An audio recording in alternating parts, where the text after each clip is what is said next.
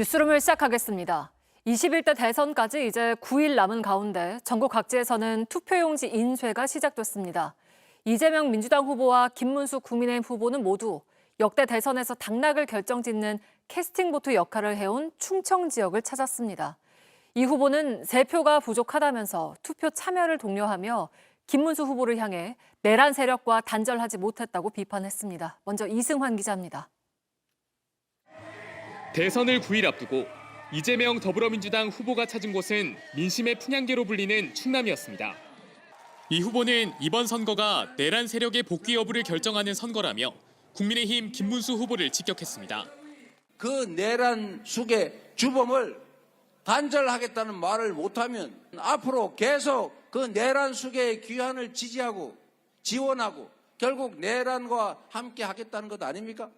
그러면서 무대에 올라 기득권과 국민 편으로 나뉘어 줄다리기를 하다가 이 후보가 포함된 국민 편이 이기는 퍼포먼스도 선보였습니다. 이 후보는 최근 여러 여론조사에서 김 후보와의 지지율 격차가 줄어드는 걸 의식한 듯 3표가 부족하다고 호소했습니다. 석탄 화력 발전소가 있는 당진에선 신재생 에너지 확대가 새로운 기회가 될 거라고 강조했습니다. 여기를 재생 에너지를 생산하는 것으로 전환해야 됩니다. 농사, 밭농사를 짓는 것보다 태양광을 받아서 생산해서 파는 게 몇 배가 더 남습니다. 주식시장 활성화를 위해 집권하면 개미 투자자들을 보호하는 상법 개정안도 다시 추진하겠다고 약속했습니다. 경쟁 후보들이 제기한 이른바 친중 논란에 대해선 정면 돌파를 선택했습니다.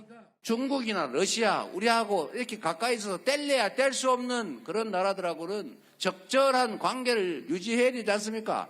그런데 한쪽으로 몰빵해가지고 다 원수를 질라 그러면 되겠어요, 안 되겠어요? 내일 이 후보는 경기 수원과 용인, 남양주를 찾습니다. 자신의 정치적 고향이자 최대 표밭인 경기에서 중도 표심을 최대한 모으겠다는 계획입니다. JTBC 이승환입니다. 김문수 국민의힘 후보도 오늘 충청을 찾아서 이재명 후보를 향해 독재자라고 날을 세웠습니다. 또 보수 지지층을 겨냥해선 유경수 여사를 사랑의 어머니라고 치켜세우고 딸 박근혜 전 대통령이 부당하게 탄핵을 당했다고 했습니다. 강희연 기자입니다. 지지자들의 환호를 받으며 유경수 여사 생가에 들어선 김문수 국민의힘 후보. 방명록에 유 여사를 사랑의 어머님이라고 적었습니다. 딸 박근혜 전 대통령에 대해선 탄핵이 부당했다는 취지로 목소리를 높였습니다. 박근혜 대통령 명예가 반드시 회복될 것이라고 봅니다. 엉뚱하게 온갖 그 잘못된 거짓 정보로 덮어씌워서 그렇게 대통령직을 박탈하는 이런 일이 있었습니다. 보수층이 상징적 인물로 꼽는 두 사람을 언급하며 전통 지지층 결집에 나선 걸로 풀이됩니다. 김 후보는 보수 진영의 주요 아젠다인 국방 관련 공약도 발표했습니다.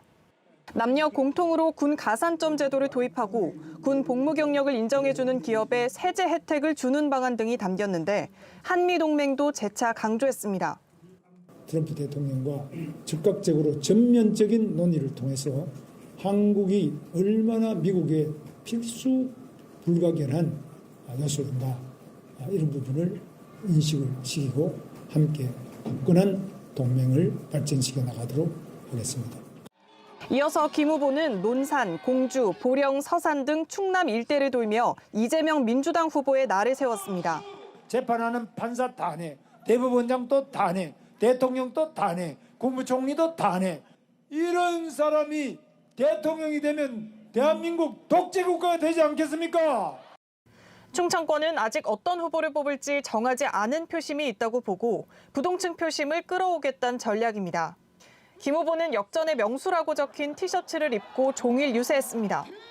김 후보는 내일도 충청에서 유세를 시작해 경기를 훑고 서울까지 수도권을 관통하는 일정을 소화할 예정입니다. JTBC 강희연입니다. 네, 9일 앞으로 다가온 대통령 선거 관련해서 앞으로의 일정과 변수들을 정치부 강버들 기자와 함께 짚어보겠습니다. 자, 강버들 기자, 이재명 후보랑 김문수 후보 지지율 차이가 한 자릿수인 여론조사 결과가 나왔죠? 네, CBS 노컷뉴스가 한국사회여론연구소에 의뢰해 24일 조사했습니다.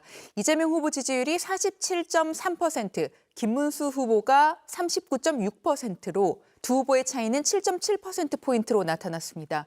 이 후보가 여전히 오차범위 밖에서 앞섰지만 이 격차는 일주일 전 12.8%포인트에서 줄어들었습니다. 이준석 후보의 지지율은 9.6%로 나타났습니다. 네, 그러니까 이준석 후보 지지율도 10% 가까이 나오고 있는데 그래서인지 단일화 요구는 계속 선을 긋고 있는 거죠? 예, 오늘 이준석 후보는 서울에서 유권자들을 만났습니다. 종로 유세에서 한 얘기 들어보시겠습니다.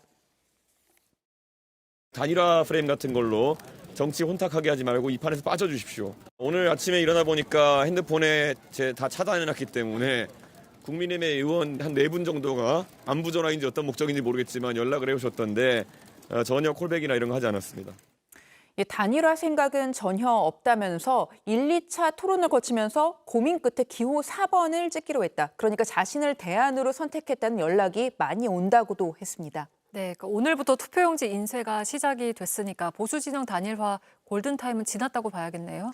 네, 이제는 단일화를 한다고 해도 본투표를 하는 유권자들은 사퇴 표시가 찍히지 않은 투표용지를 받게 됩니다. 이 때문에 아무래도 단일화 효과가 줄어든다는 건데요. 그래도 국민의힘에서는 마지노선은 28일 이야기가 나오는 게요. 현장에서 인쇄를 하는 사전투표용지에는 사퇴 표시가 될 수 있기 때문입니다. 안철수 국민의힘 공동선대위원장은 그 안에 김문수, 이준석 후보가 만난다면 단일화 가능성이 높아질 거라고 전망했습니다. 지난 대선 때 안철수 당시 국민의당 후보와 윤석열 당시 국민의힘 후보는 사전투표 전날이었죠. 2022년 3월 3일 단일화를 발표했습니다. 네, 이제 앞으로 9일 남았는데 어떤 일정들이 남아있나요?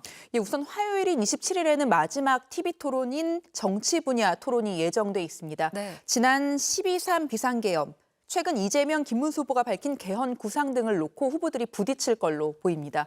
선거 6일 전인 28일부터는 여론조사 공표가 금지되고요. 29일과 30일 이틀간 사전투표가 진행됩니다. 네, 잘 들었습니다. 정치부 강버들 기자와 함께 짚어봤습니다.